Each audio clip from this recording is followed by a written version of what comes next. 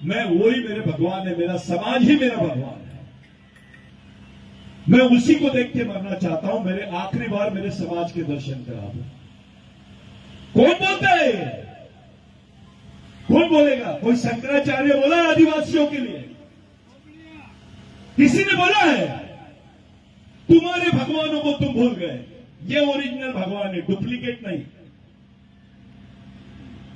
तुमको कौन सा भगवान ने जमीन दिया? थोड़ा घर जाके अपने बच्चे के सर पे हाथ रखो और पूछो, सोचो कि तुमको जमीन किसने दिया, तुमको पहचान किसने दिया, तुम किसकी औलाद हो, तुम्हारे खून किसका खून है? बेईमान खून है क्या?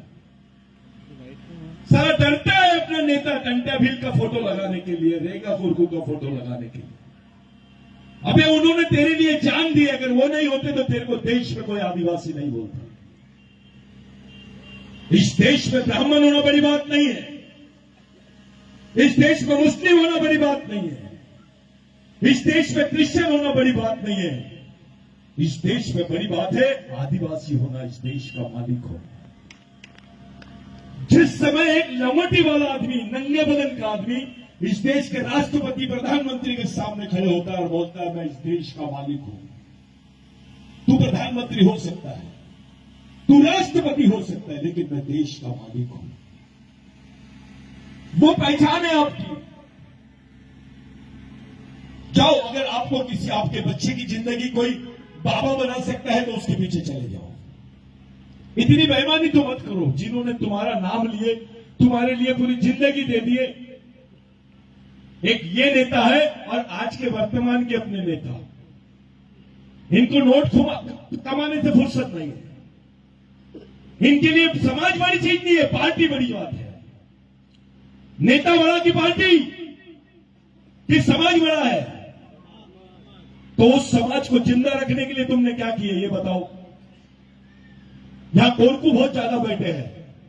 तुम्हारे बच्चे ने पूछा कि मैं इस देश में कौन हूं, मेरा वंश कहां है, मैं कौन से वंश का आदमी हूं, मेरे दोस्त कौन है, मेरे भाई कौन है, मेरे दुश्मन कौन है? कौन सी किताब दोगे उसके हाथ में? क्या दोगे तुम अपने बच्चे को इतिहास बताने के लिए? ऐसा समाज, मरा हुआ समाज है ये। क्या बताओगे तुम अपने बच्चों को? चलो खड़े हो जाओ, बताओ मेरे को, कौन बताएगा? क्या दोगे अपने बच्चों को तुम? सारा मैयत में 100 लोग दिखते हैं और शादी में 1000 लोग दिखते हैं। ऐसा समाज? किसी दिन मोर्चा और लड़ाई की बात होती है, ऐसे कार्यक्रम में इतने सारे आज 2, 4, 5 हजार लोग दिख रहे हैं, लेकिन जब मोर्चा और लड़ाई की बात आएंगी, जेल जाने की बात आएंगी तो 5 लोग नहीं दिखते हैं। यह सच्चाई है। नेताओं के बारे में मत सोचो। नेताओं पर आधारित, नेताओं के विचारों से समाज बच नहीं सकता है। अगर समाज को बचाना है तो समाज के शहीदों के विचारों से ही तुम बचा सकते हो। ये बात ध्यान में रखो। बहुत बड़ी चीज है समाज। अगर समाज नहीं होता तो तुम्हारे बदन पे कपड़े नहीं होते। समाज नहीं होता तो तुम्हारे पास नौकरियां नहीं होती। समाज नहीं होता तो तुम टीचर नहीं होते। समाज नहीं होता तुम्हारे पास जमीन नहीं होती। इतनी बड़ी चीज है समाज। कोई भगवान ने नहीं दिया। कौन सा भगवान ने दिया? थोड़ा बताओ मेरे को, मैं खड़ा हूं, मैं भी जानना चाहता हूं। मेरे पिता तुल्य यहां बुजुर्ग बैठे हैं, मेरे को बताओ कौन से भगवान ने दिया? मैं चलता हूं उसके आगे। 1993 में भारत सरकार ने संयुक्त राष्ट्र संघ में यह हलफनामा दिया कि भारत में आदिवासी नहीं रहते हैं।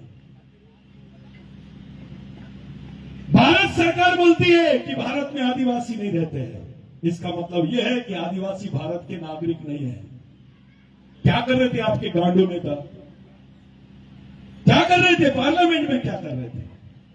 विधानसभा में क्या कर रहे थे? भाई नेता किसका है तू?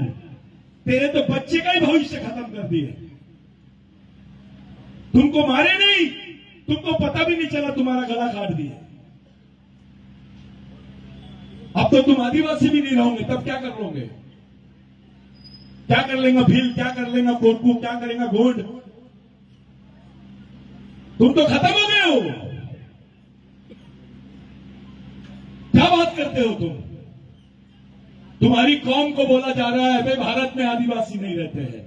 इसका दूसरा मतलब होता है आदिवासी भारत के नागरिक नहीं है। कौन से संविधान की बात करेंगे आप? जिस दिन आदिवासी वनवासी हो जाएगा उस दिन यहां का दलित, ओबीसी, मुस्लिम, क्रिश्चियन, अल्पसंख्यक स्वर्गवासी हो जाएंगे। क्योंकि अगर इस देश के ओबीसी को बोलना है कि मैं इस देश का मालिक हूं, तो उसको बताना पड़ेगा मैं आदिवासियों का वंशज हूं। इस देश के दलित भाई को बोलना पड़ेगा कि अगर मैं इस देश का मालिक हूं, तो उसको भी साबित करना पड़ेगा मैं आदिवासियों का वंशज हूं। हम तो सामाजिक रिश्ते भी भूल गए, वंश के रिश्ते भी भूल गए, डीएनए के भी रिश्ते भूल गए, खून के रिश्ते भी भूल गए। मुट्ठी भर लोग आते हमको बताते गणपति दूध पीता है, मुट्ठी भर लोग आके बताते ये बाबा है, ये पूरा करिश्मा कर देता है। चलो उसको बुलाते पूरे आदिवासी लोग, ये आदिवासियों की हालत सही कर दे रे बाबा, तू ही हमारा भगवान। पागल था क्या टंटा भील? इस देश में 27 साल तक के टंटा भील रेंगा बोरकू ने हथियारबंद लड़ाई लड़े हैं। हथियारबंद लड़ाई किसी ने नहीं लड़ाई। एक तरफ राजनीतिक संघर्ष था जो शहरों में दिखाई दे रहा था गांधी जी के नेतृत्व में, लेकिन दूसरी तरफ आदिवासियों का जंगली क्षेत्रों में संघर्ष था, जहां केवल एक ही बात थी, इधर से गोली इधर से तीर धनुष, मां मौत ही आखिरी अंजाम था। वो लड़ाई आदिवासियों ने लड़ी है। 70% लड़ाई देश की आदिवासियों ने लड़ी है। उनके हिस्से में क्या आया? भूखमरी, गरीबी, कुपोषण, नक्सलवाद,